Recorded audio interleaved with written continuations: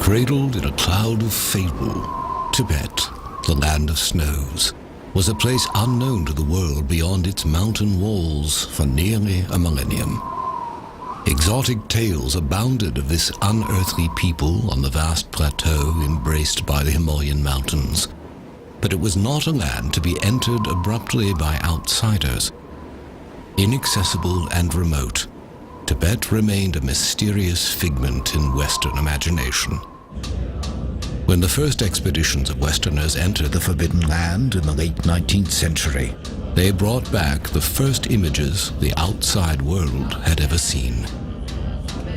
They were images that provoked the fantastic tales even more.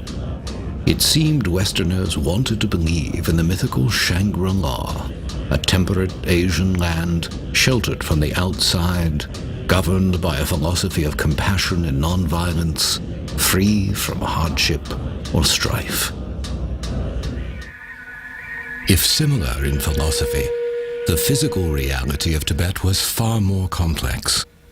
Life on Earth's highest plateau was one of harsh contrast, a place where natural riches were matched by unimaginable rigors. Its first inhabitants were nomads who slowly adapted to high-altitude extremities. Even for these rugged people, at 15,000 feet, their eyes could literally dry up from the brittle intensity of the sun. A sudden hailstorm could destroy a season's work or scatter herds in seconds. Their early history was marked by fierce wars among tribes and outsiders. Life expectancy was brief. They were a people with an acute sense of life's impermanence and suffering.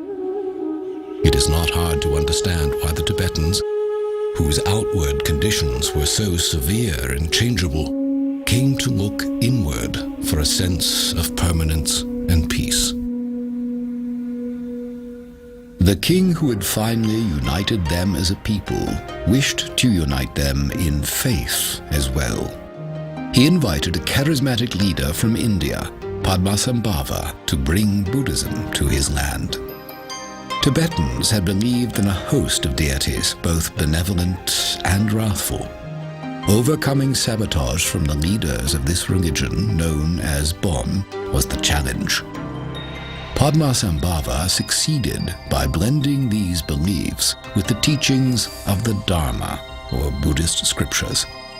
Instead of casting the deities out, he creatively recast them as guardians and symbols of the Buddha's teaching.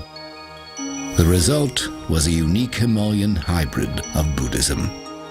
The lavish rituals and imagery of their former faith remained on the exterior, but the teachings of Buddhism slowly claimed the minds of the Tibetans.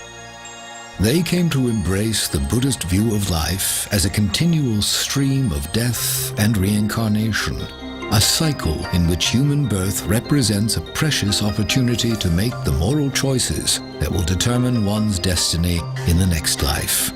Reincarnation in a lower realm of existence, into another human life, or ultimately into nirvana, a state of freedom from the suffering of physical existence. The beliefs profoundly changed the Tibetans' sense of morality.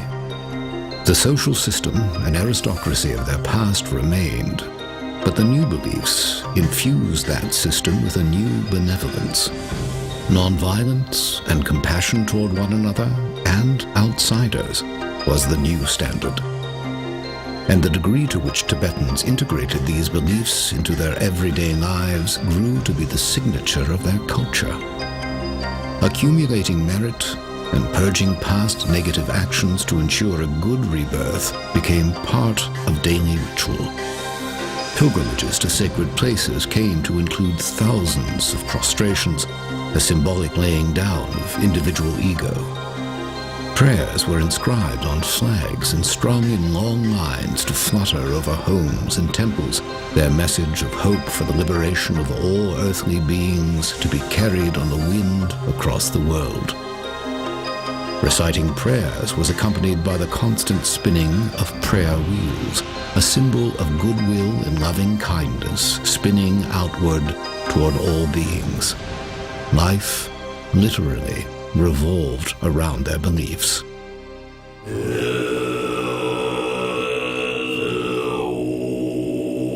As a community, they sponsored monasteries for the study and practice of Buddhist teachings. These vast structures were homes for tens of thousands of monks and nuns, publishing centers for all Tibetan society, and libraries for ancient texts. Unlike the more ascetic forms of Buddhism, the Tibetan version embraced the arts and sciences as tools toward understanding the infinite. Drama, music, art, astronomy, philosophy, and medicine were all taught at the monasteries. At the height of Tibetan civilization, the monasteries numbered over 6,000, with 1 in every 6 Tibetans becoming part of monastic life. Study began in the earliest years. Earning the equivalent of a doctoral degree could demand 20 years or more. The monks became the keepers of knowledge for all Tibetan society, and the thread linking all generations was a tradition of discipleship. One elder teacher or lama passing the teachings on to monks who, in turn, themselves became lamas.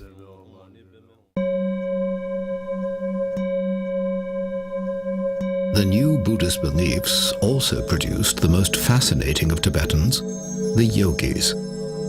Unlike the Hindu yogi, performing contortions for the public, the achievements of the Tibetan yogi were achievements of the mind, unseen by others. The Tibetan yogi was a monk or layperson who, having studied the teachings of the Buddha as a scholar, wanted to actually experience their promise within his own mind, a state of existence called enlightenment. For the aspiring yogi, attaining enlightenment meant gaining an earthly preview of the bliss of nirvana. Through intensive mental and physical exercises in remote caves or huts, their goal was to rise above the suffering of samsara, or physical life, and discover the purest nature of consciousness. In their quest, meditation retreats could last for years. For centuries, Tibetans revered these yogis as the most mystical people in their society. They supported their pursuit of enlightenment by providing the monasteries with food, clothing, and currency. The yogis inspired Tibetans with the hope that freedom from the suffering of physical life might indeed be attainable.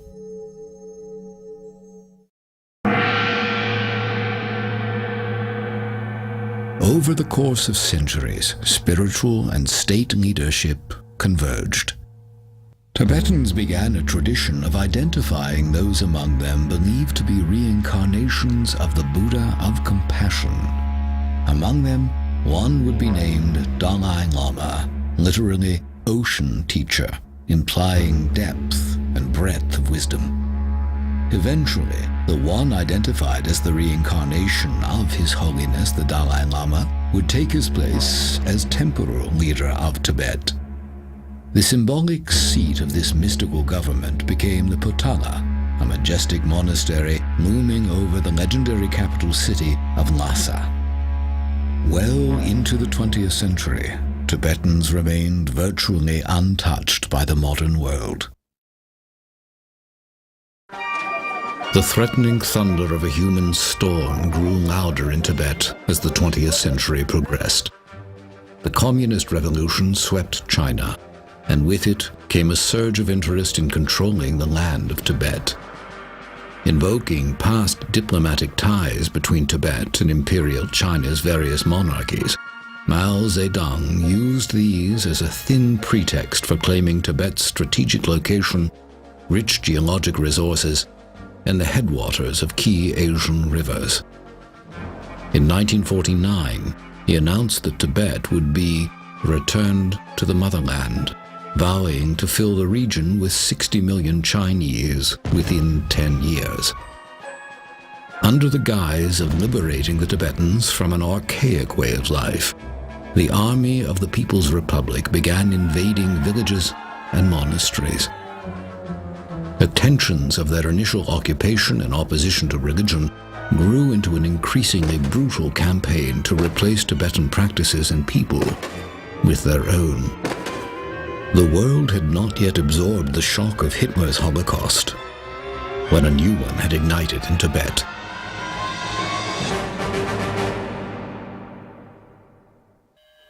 The degree of the destruction is difficult to comprehend or communicate. As the invasion swept across their country, Tibetans who proclaimed allegiance to the Dalai Lama were imprisoned, tortured, or killed, often in exceedingly gruesome ways. Over 1 million Tibetans lost their lives, a fifth of the population.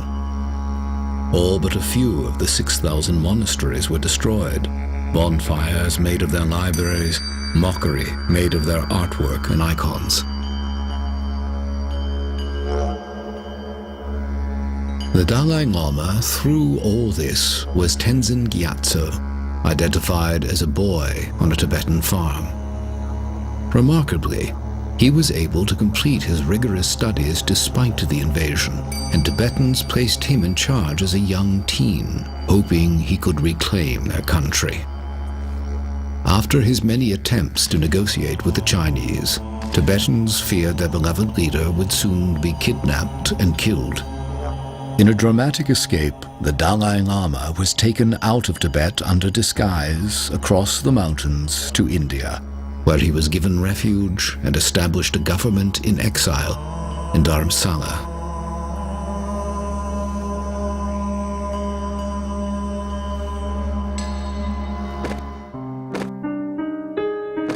Chinese cruelty escalated in the years following the escape of the Dalai Lama, prompting a flood of Tibetans following His Holiness to India for refuge. Among them were a number of their revered yogis. After decades, the memory of that dark passage remains vivid. After His Holiness the Dalai Lama departed for India, then the class struggle and purge started, and all those who had name, fame, or prosperity were purged. They were beaten up, their hair plucked, their ears chopped off. And I thought to myself, when we talk in terms of hell, this must be the real hell. Then those who did not have either name, fame, or prosperity, they were rationed a certain amount of land. Then a couple of years down the road, the Chinese would turn around and say, "Where did you get all these? You must be part of the class system." There was a lot of pain and suffering.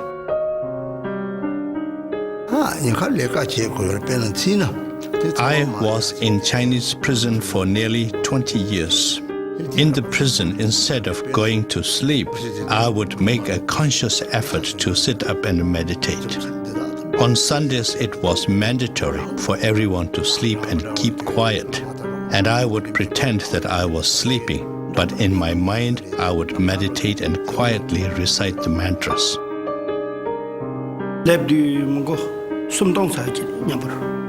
When I left my homeland, there were about 3,000 in my group. When we reached India, there were only about 500 left. Many were killed on the way by the Chinese. Many died because of hardship in the journey, and many went back to Tibet. Many days we had to go without food, and also many people got hurt.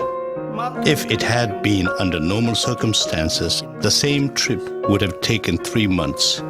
But because it was an escape during a war, it took 2 years. We had to defend ourselves against the Chinese 9 times on the way. The 4th time, my father was caught by the Chinese.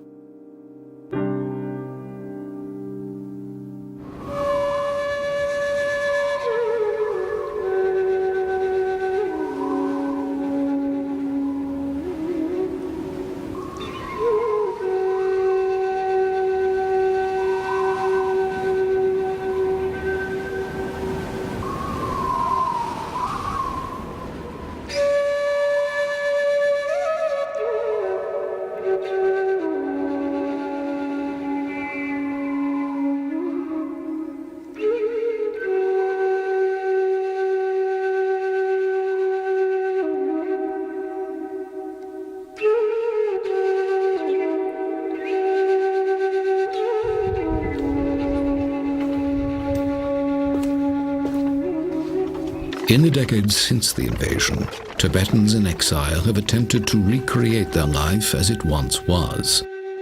In the Indian Himalayas, there remain places sacred to Tibetans from long ago in their history that have taken on a new preciousness since the destruction of their homeland.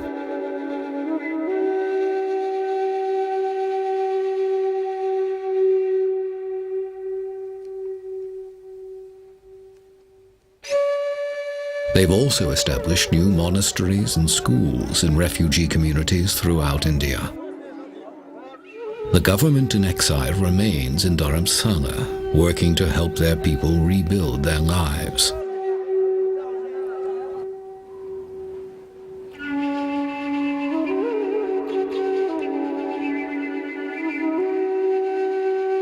At the center of their hopes remains His Holiness the 14th Dalai Lama.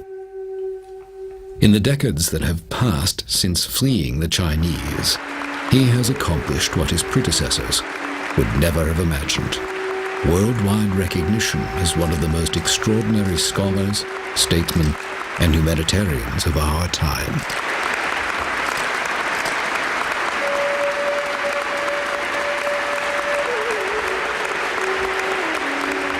Our nation, Tibetan people, passing through very, very difficult situation, very difficult period. The period almost one ancient nation with unique and rich cultural heritage as well as spiritual heritage, now almost dying. I think, firstly, as quite a human nature, when someone, you see, who get all power, then eventually power spoil or destroy one's own sort of good quality. Then secondly, I think unfortunately, the totalitarian regimes, the communist sort of society or government system, is the dictatorship actually, I think, legalized, isn't it? So once you see this certain sort of structure, created that way, then the system or the structure itself, sometimes, I think, help, to produce that kind of, the person. Now, I think the democratic China with open society, freedom of religious belief, freedom of speech, freedom of thought, freedom of information, I think that is the not only interest of the world community, but Chinese people themselves. But the destructive actions of the Chinese Communist government have not been stopped after decades of diplomatic effort on the part of the Tibetans. And as they watch the flame of their culture slowly being extinguished in their native land, the tradition of the yogis is also being extinguished. Despite the presence of monasteries and monks in exile, the complete cultural environment that produced the mind masters of the past no longer exists. Without the unbroken lineages of yoga teaching yogi, without the vast stretches of time to spend years in isolated retreat free from earthly distractions, and mostly without the devoted support of the ancient Tibetan civilization, the tradition of the yogis is nearing extinction. Once the most reclusive people in the world, they are coming forward now with unprecedented candor to preserve their legacy of 1,000 years. Living out their lives amongst us are the last of the master yogis of Tibet.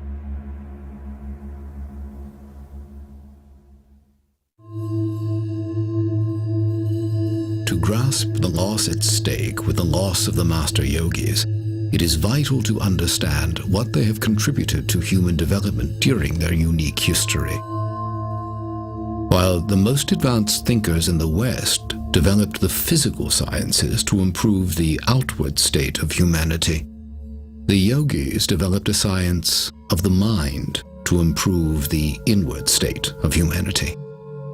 Improving the emotional and moral response of the mind was their lofty goal, to transform patterns of thinking and alter patterns of acting by conquering anger, aggression, greed, pride, jealousy, even subdue states of physical discomfort.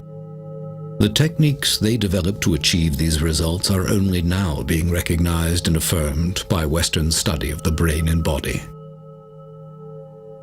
Central to the tradition of the yogis is the passing down of extensive teachings and highly guarded practices for training both body and mind. Within each order of monks, the detailed lineages of yogis, their students, and their techniques are recorded with great care. Each lineage bears a unique name and approach. With roots stretching back to Tibet's first master yogi, Naropa, the Drikung Kagyu lineage has long been renowned for producing highly advanced yogis. The Drikung Kagyu lineage has been running continuously without any kind of breakage in between or any kind of adulteration. That is starting from the founder of the lineage right down to this present day. When we look back in retrospect, there were so many highly regarded, highly realized yogis. The blessings are passed from one master to the other, right down to this present day. That is our specialty. I think practitioner, how to say, you benefit your mind. The academic is just knowledge. Maybe you become a teacher, you teach in the terms, and this is one thing. But the practitioner, you have received you some blessings, and if you don't have this blessing in this lineage, you cannot have certain power to help benefit other people. And also, someone who not go to the academic school, but his practice, he certainly opened his wisdom. And he also know other people, how they need to benefit. He will know. What is it then that defines a yogi? How do they differ from the ordinary monk? Outwardly, few clues are to be found. The most lucid answers to the question come from those who have walked the path themselves. A yogi is a person who has a profound experiential understanding of the true nature of all phenomena. The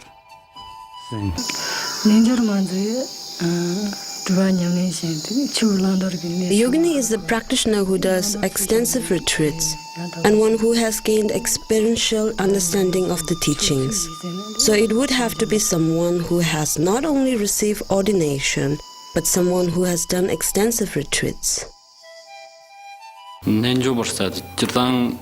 A yogi means one who enters into the Dharma or Buddhist teachings, and after that one who does the practice, which is about the mind, training the mind to be always at ease, always at peace. That is the definition of a yogi. Dharma lives within the yogi. Yogi follow the Dharma. If you really live on the Dharma, nothing can harm you. Even though they can be taken this life, but they cannot take next life. What a yogi or yogini strives to do is to put an end to the suffering that exists in cyclic existence. In order to do that, a yogi or yogini has to train his or her mind. Simply stated, a yogi or yogini will strive to counter all the negative emotions and try to generate positive energy. Experienced, qualified retreat person, even he remain in a street, lot of noises, a lot of people, a lot of cars there, but his mind can remain fully concentrate. If someone who have not that qualified, like I think myself, even remain in a remote area, try to meditate, my mind go everywhere. Keeping the mind from going everywhere is precisely the challenge in meditation. And for centuries, aspiring yogis have retreated to remote places to avoid distraction while training their minds. Imagining life removed from society for years at a time can be difficult for Westerners accustomed to a world of virtually non-stop interaction. The question of where is another challenge. For Tibetans in exile, such places still exist in the Indian Himalayas beyond the reach of the Chinese. One of the 24 sacred places in Tibetan Buddhism is Lapchi, a meditation place, a Milarepa, one of Tibet's first yogis revered for abandoning a criminal lifestyle and attaining enlightenment within a single lifetime. A monk hiked for 6 days with a heavy camera into the mountains to bring back a glimpse of this primitive retreat. Even now, the images he recorded were permitted with reluctance.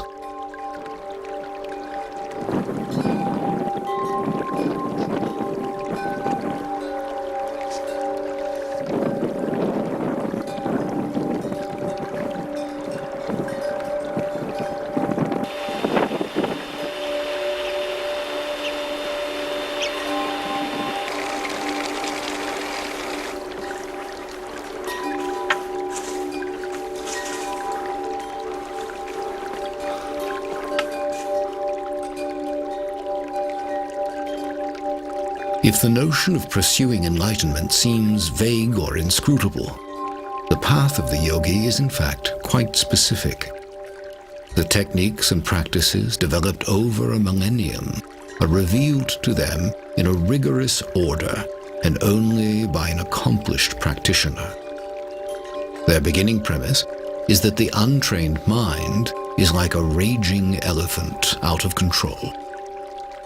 The yogi's initial task is to slowly put reins on the leaping, erratic thoughts of the mind by using specific tools, the repetition of core beliefs in mantras, and exercises to empty the mind of conceptual thought. 2 yogis in retreat in Lapchi agreed to an interview, an unheard-of opportunity.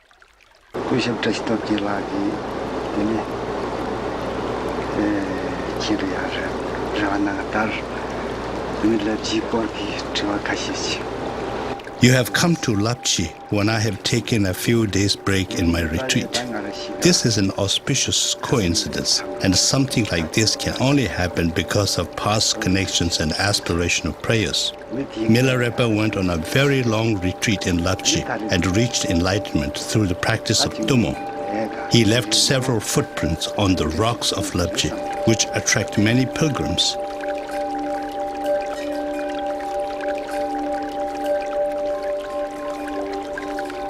The disciples of many important masters have meditated at caves in Lapchi and the surrounding places.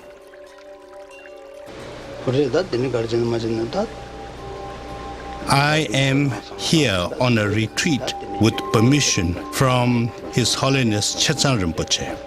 After many years' retreat, I came to the conclusion that a human being's physical constitution in particular was a big impediment for serious practitioners. I came to realize that the only way to remove these impediments was to attain mastery over the 5 elements so that my practice did not have to be dependent upon sustenance and health. I read Milarepa's life history. It completely ravished away my mind. I strongly aspired to master the 6 yogas of Naropa, as well as the secret prana, nadi, and bindu, the 3 main components that are important in the practice of yoga. At any cost, I was determined to train myself to be able to master Tummo or Chandali. To do this, I found that Dharamsala was not conducive to the attainment of my aspirations. I needed a teacher who could pour down in me his experiential knowledge of such practices. I wanted the result of my efforts to create and leave an indelible imprint on my mind stream that I can forever carry forward. The most difficult thing to do is remain in single-pointed concentration. Bodily efforts like doing hundreds of thousands of prostrations and the efforts of speech like recitation of mantras are no problem. Controlling the mind is.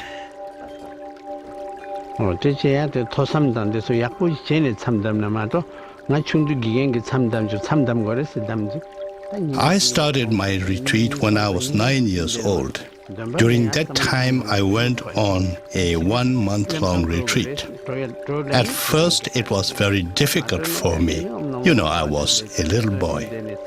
I would count the days on my fingers, say 1 day is gone, 2 days gone, how many balance remaining? Should I go out of the retreat place? If I do, what would be the consequences? These kind of questions keep on popping up.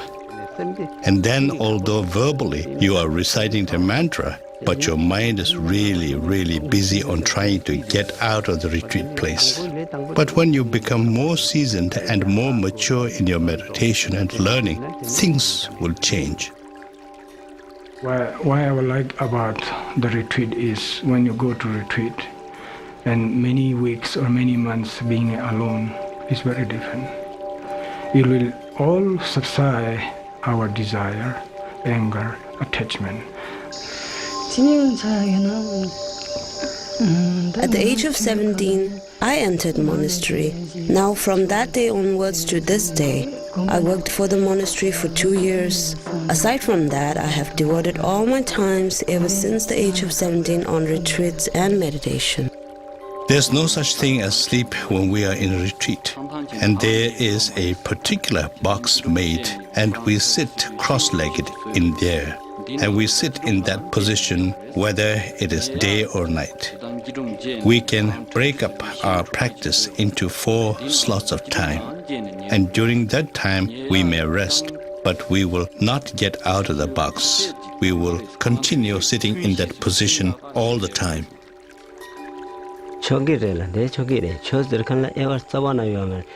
Whoever wants to go on a retreat, whether that person is nun, monk, or lay person, all are welcome. The dispensation of Dharma teaching is like the sun's rays. It is for everyone to enjoy. The job of a retreat master is to guide all of those who are on retreat, giving commentary on the teachings relating to the particular retreat that one is on. How many sessions a retreat person has to do in the course of a day, what kind of visualization, what method of meditation, how one should do the mantra recitation, what are the graduated paths to this particular practice. So these are the kinds of things a retreat master will guide those who are on retreat. Once you come out of the retreat after 3 years, 3 months, 3 weeks, and 3 days, you are a different person. If one is a different person after 3 years in retreat, the effect is exponential for those who have devoted decades to retreat. Indeed, the most profound evidence of the mind-altering effects of prolonged retreat are to be found in the oldest practitioners. Yet many of these elders have been imprisoned or killed in the half-century of Chinese occupation. Perhaps the oldest living Tibetan yogi is Drüang Rinpoche, possibly the most revered yogi alive today. Here, for the first time, he grants a filmed interview, a rare glimpse into the mind of a meditation master.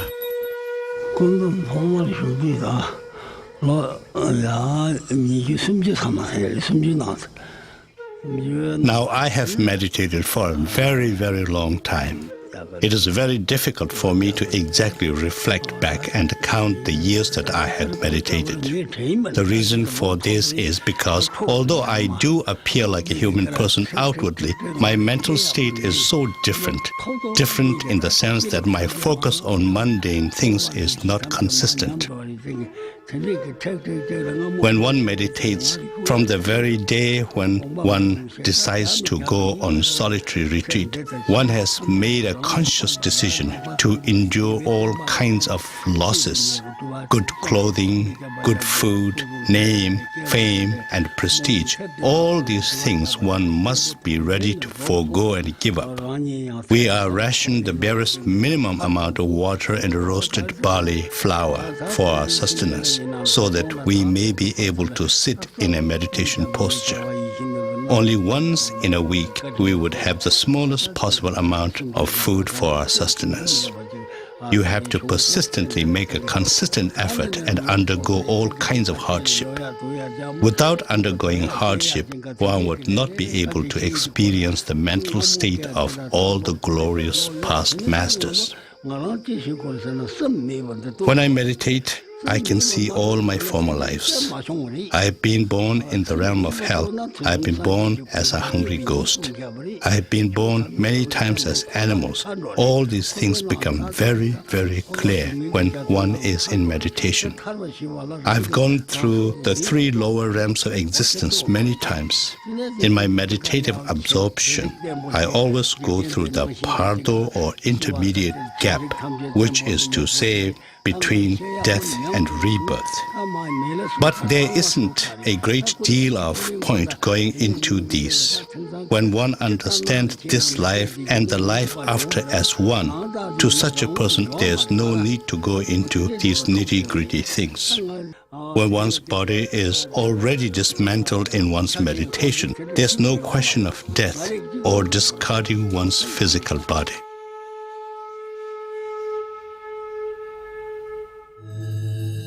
The disciplined mind, then, becomes a powerful tool in its own right, enabling the practitioner to become aware of the subtle energies of the body, then master them through the breathing and physical postures known as yogas. Modern Western medicine has documented the mental powers of these meditation masters. One such practice, tumo, was developed for generating body heat in the icy caves of Tibet. Yogis who have mastered tumo are capable of immersing themselves in icy lakes and, 15 minutes later, producing visible steam rising from their robes.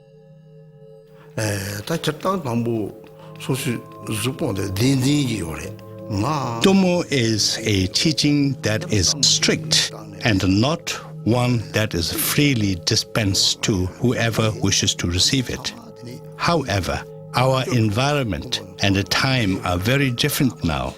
So, backed by loving kindness and compassion, I am now showing it. And to me, it's not a violation of our yogic vows. Tumo is a practice that will bring about bliss and happiness, psychological as well as physical. The visualization is a lot simpler. When you visualize yourself as a fully blown up balloon that is hollow, then you visualize a little object inside you, glowing and generating heat. It is a very useful tool to help oneself and heal oneself. Other yogas were designed to benefit bodily health and to improve the length and quality of one's precious lifetime. While many basic yogas have been taught in the West for years, many of the more difficult and exotic yogas have been kept secret to preserve their purity. One such practice, Trul Kor, was developed for opening the wind channels of the body, the pathways of energy associated with breathing. Through the practice of Trul Kor, the yogi is able to improve breathing functions, help the body release toxins, and clear the mind. The filming of this demanding practice was permitted with great reluctance. In order to learn this thoroughly, it takes at least 2 years. But then you cannot leave it at that. You must do the practice all the time. Unless I'm traveling, I do the exercise 2 hours every day. And now I have one request. This is a very secret practice, so I must ask you to advise the viewer to not try to imitate me. If they do, there is a danger for their health and well-being. Because this is so secret, We must learn it from a particular teacher who can give the teaching from the beginning to the end thoroughly.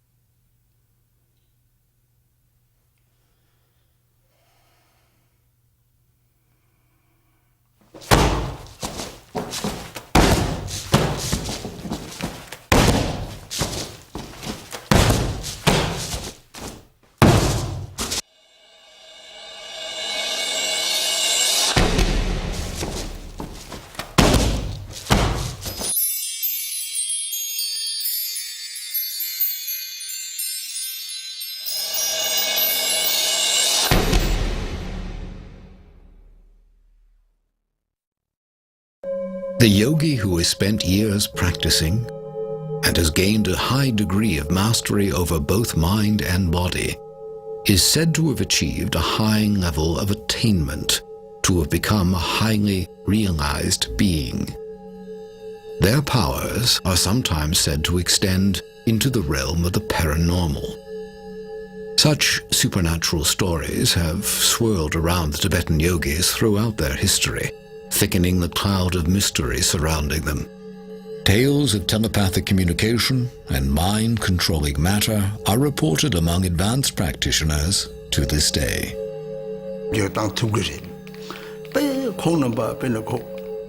The highly realized yogis can, of course, alter situations. There are many instances where the highly realized beings altered natural disasters. One example is where Chinese soldiers came to cause harm to a monastery or its inhabitants. All of a sudden, the change of weather, extreme poor visibility, the falling of hail, making it absolutely impossible for these people to come to their destination. There are so many different instances, far too many to narrate. There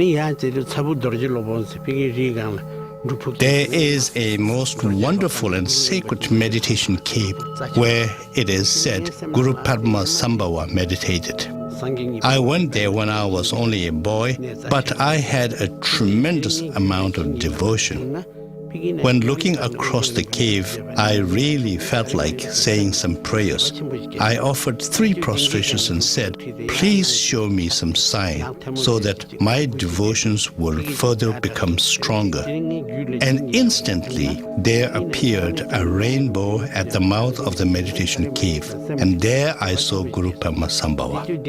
So I was just overwhelmed and really so very happy. And all my focus was on the mouth of the cave and Guru Padma Sambhava.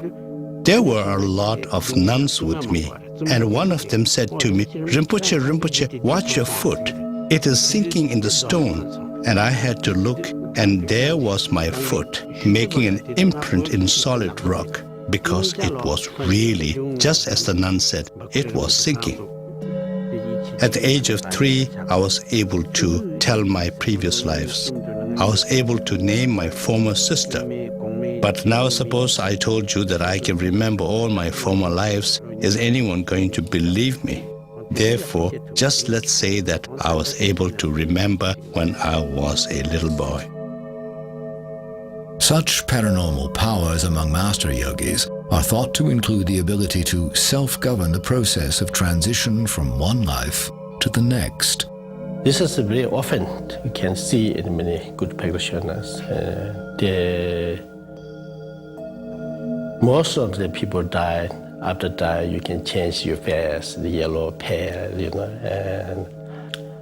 and when you do the pinch in your skin, also they will stay there. But the real practitioner who has when the passing and the meditation state, they continue their stay. Then you pinch in here, this also like now, and they immediately going like this. And also they have a little bit heat and warm in heart center. Also the face is like the lap light, and very unusual one, and happened that my story is just 1 year ago in Bhutan, one of Master Ginjun Renchin.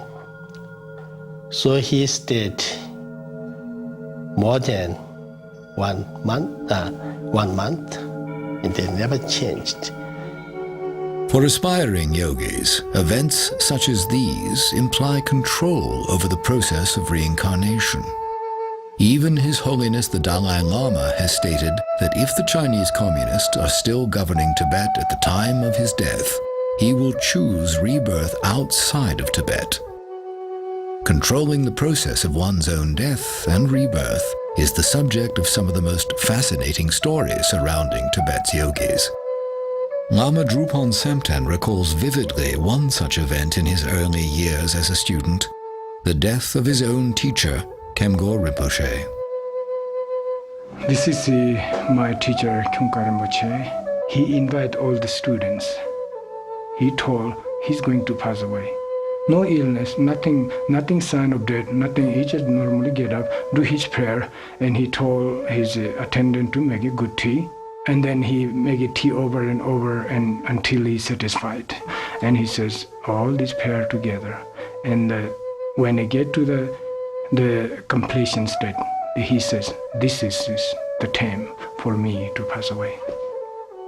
And just like a falling asleep, like a Buddha, no? Just he put his right hand under his chest and then lie down and look at each person.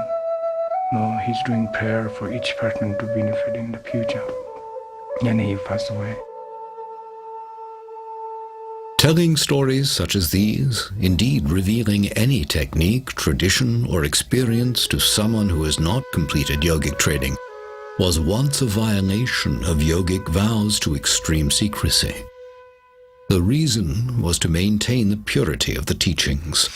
The fear was that, taken out of context, exotic forms of yoga and meditation might degenerate into ego-centered showmanship. And in the eyes of the elders, the opening up that is taking place now is seen as a significant risk.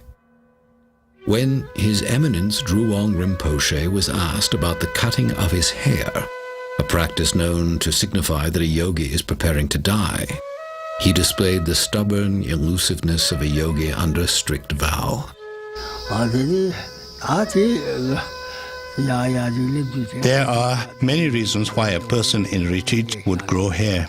Let me think about it. Yeah, there are many reasons why one would grow one's hair long. Let's just forget about it, shall we? A good number of things happen to me.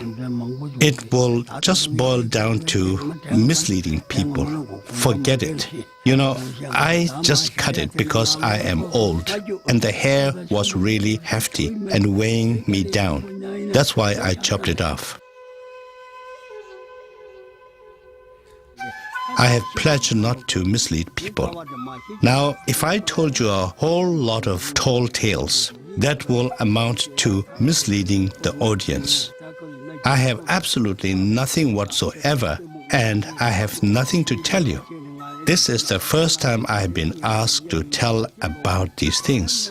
We are not supposed to reveal the ins and outs of what goes on inside a meditation cave. If we do, then there will be consequences.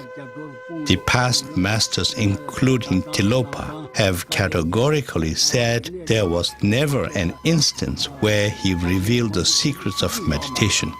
We who follow in their footsteps must do the same. Although it is known that Drewang Rinpoche did cut his hair in preparation for death, His Holiness the Dalai Lama asked him to live a little longer to help pass on and preserve Tibetan teachings. It is said that His Eminence agreed to do so, and has decided to live until the age of 100 to help his people.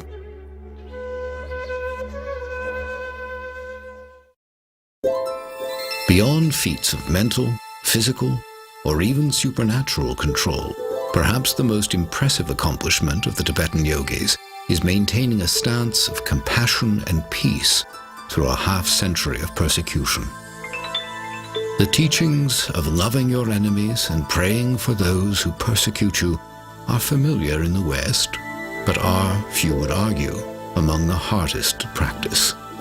Skeptics may well point out that feelings of love and peace may be easily generated when you're by yourself in a cave, but not when you're coping with the human conflict inherent in real life. Yet, the claims of the Tibetan yogis have been put to the extreme test in the Chinese Holocaust. How does one retain compassion in the face of raw cruelty? Some use the ancient the text stated or says, the one's own enemy is the best teacher. Now, one example. So one old monk who in previously the Namgyal monastery, one monk of the Namgyal monastery. Now he spent almost 18 years in Chinese Gulag after 59.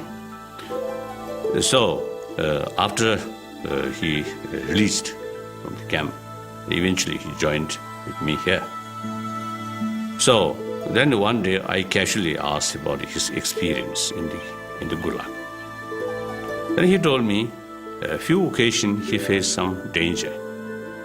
And I asked, what kind of danger? I thought danger of his life or something like that. Then he answered me, danger of losing compassion towards Chinese.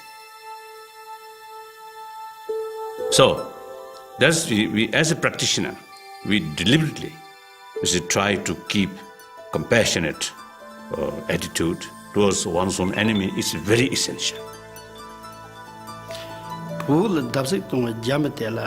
I don't blame the people of China.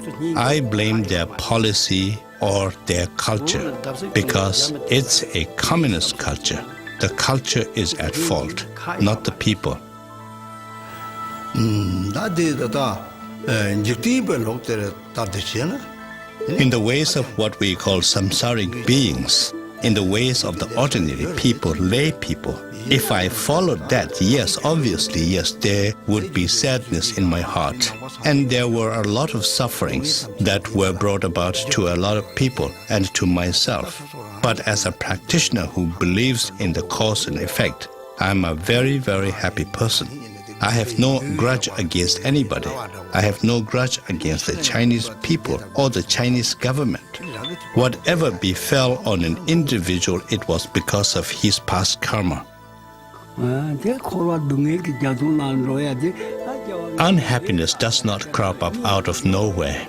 It is a result of one's commission of negative karma in former lives. For example, when you cheated others, when you try to defeat others, when you try to gain at the cost of others, these result in what we call the ripening of karma that brings about pain and suffering. So when you do negative deeds, the result is a state of mind that is often referred to as hell. When you have done positive deeds, it brings about happiness. I was born after the Chinese operation in Tibet. I am upset with them, and I am sad because the Chinese have been very ruthless to Tibetan people and my family. You name it, they have done it. At the same time, they have destroyed so many monasteries in Tibet. Maybe it is because I am still young and my practice is not strong enough yet. Maybe this is why I am upset with the Chinese. As an antidote to conquering very strong negative emotions, we would resort to doing the sevenfold Vairochana posture meditation. There are different wind energies inside a human person.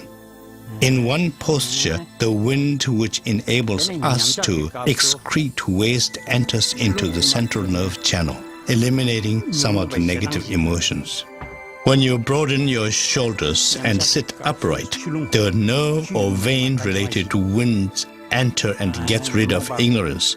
When your neck is slightly bent downwards at an angle and you touch the tip of your tongue on the palate, then fire-related wind enters and dissipates desire. When you lower your eye a bit so you almost see the tip of your nose, the space-related wind enters and gets rid of egocentric pride. When you sit cross-legged and remain in single-pointed concentration, then water-related wind enters and helps get rid of jealousy. These postures are a very good method of getting rid of some of the negative emotions. Are newer generations of Tibetans raised exclusively in exile, immersed in contemporary culture, displaying the discipline and compassion of their elders? Evidence of cultural erosion is appearing among younger Tibetans in exile. Demonstrations and violent protests are becoming increasingly common in refugee towns. Some are beginning to question the pacifist approach of their leader. Even so, the spirit of their native culture remains strong, and some still aspire to the example of past masters. In our life, we do many different things. We are in different professions, but we all have a single goal, and that is to be happy. And the only way to be happy is to believe in one's own mind that it can be happy, that it has happiness all the time. And that is very important to know, that is very important to notice. If we fail to notice that, then we start to expect external materials to make us happy. In our life, we change different things in the hope of being happy. We change our name, we change our dress, we change our food, we change everything. But we realize every time that this change has never brought the true happiness. So the only way to stop all this game is realizing the nature of mind, which is a Buddha and which is content and fulfilled and satisfied from the beginning. So although I still have desire, I still lack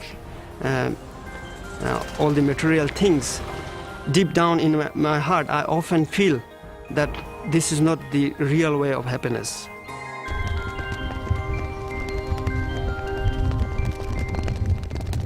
Yet even the most earnest efforts of these young practitioners cannot maintain the tradition of the yogis as it once was. The number of authentic elders dwindles daily. The best the younger generation can do is preserve the practices of their ancestors, the shadows of a total lifestyle that will never again be possible.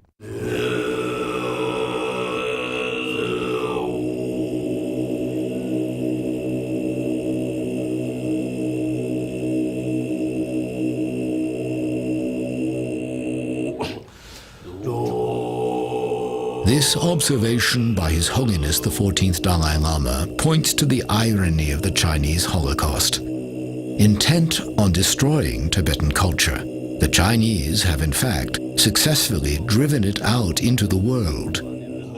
It is seen in a phenomenon that began shortly after the invasion and continues today. Once the most reclusive people in the world, the master yogis of Tibet have begun to migrate westward. As hope of reclaiming their native land fades, they are relocating to establish temples and teaching centers. Now the Buddhism is developing west, so we have centers from South America, from Chile to North America to Canada, and we also have Baltic countries, in Central Asia, we have maybe 40 centers more than. So we have to also properly guide the Buddha's teaching. It is in one way, a very difficult situation in Tibet today, and it's been that way for many years. But from that, we have so many wonderful teachers and examples that have come to the United States, Europe, and different countries to make Buddhism available to us.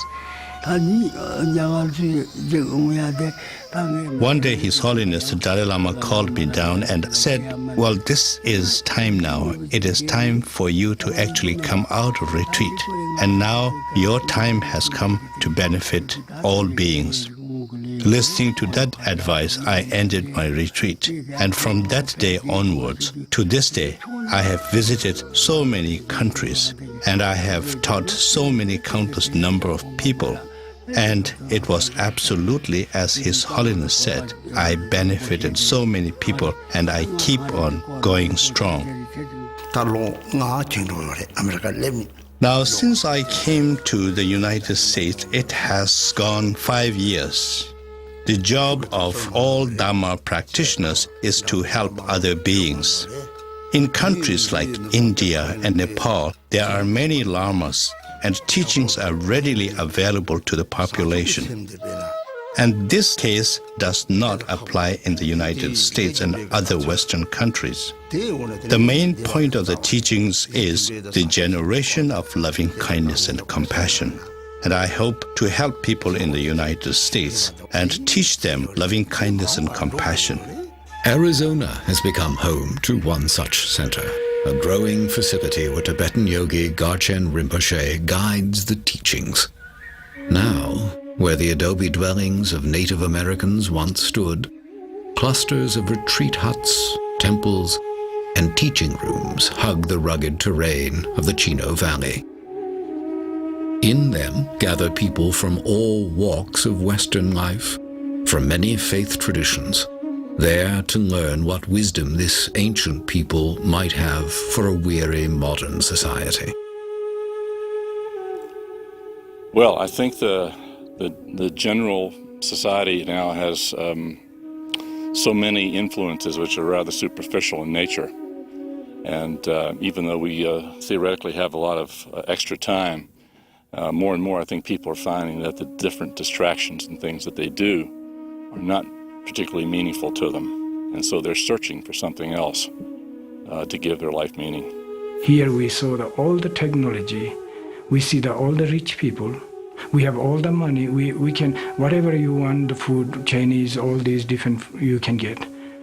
But then people find out that having material, having technology is really not answer your inner question and not fulfill ultimate goal. And therefore, they have this kind of spirituality. I would say human society, there's love and compassion is the only way to bring peace and happiness. Garshin Rinpoche teaches patience a lot. Like, your worst enemies are your greatest teachers because they teach you patience. They teach you definite patience. And during school and when I'm at home, like, I have a 2-year-old little next door neighbor and he just gets on my nerves all the time. And so it's like, it gives me a lot of patience to practice. If I have a bad day, it makes me think about my bad day, reflect on my bad day, and there's a part that you should do every night. Like, you think of 2 things that you did bad in that day and try to fix them the next day, and then you think of 2 things that you did good that day and you try to do them the next day as well. I think it's very bad, it's very sad that we're losing yogis and we're losing someone who can connect us with our own enlightened nature. And from other point, those realized masters that comes here and comes to other countries can teach other people, and it was not possible before. And even there are so many people who even would not think about Buddhism until they would meet realized master. Just looking at our lamas that we have, like His Holiness, the Dalai Lama, and many wonderful Western lamas, when you look at them, you get some true feeling that they really have some kind of inner peace. And if we could receive those teachings from the yogis and put them into practice in our own lives, that is the way to save. That is the only way to save the lineage of the Tibetan yogis, and that's the most important thing to do, I think. Yeah.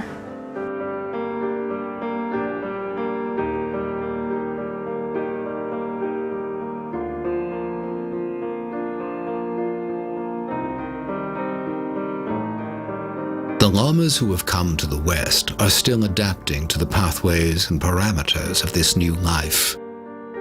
And their questions remain. Will the filming and sharing of techniques lead to abuses? Will self-styled lamas and bogus practitioners exploit Western interest in Tibetan Buddhism and mislead people?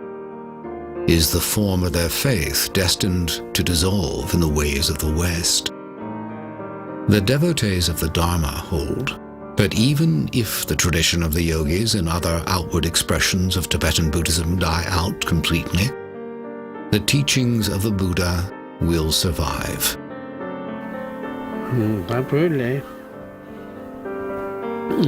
Because of the Chinese occupation, it is extremely difficult to have the same amount of yogis coming either inside Tibet or outside.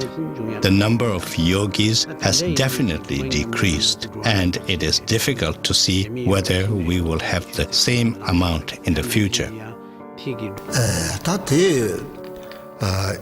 According to the things that have taken place in Tibet, and according to the prevailing circumstances, it would seem that the tradition of the yogis will come to an end. If not come to an end, it will near extinction.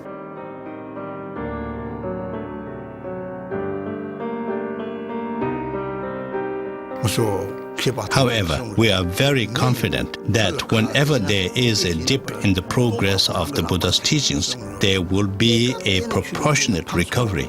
So in that respect, I have faith that we will recover from it.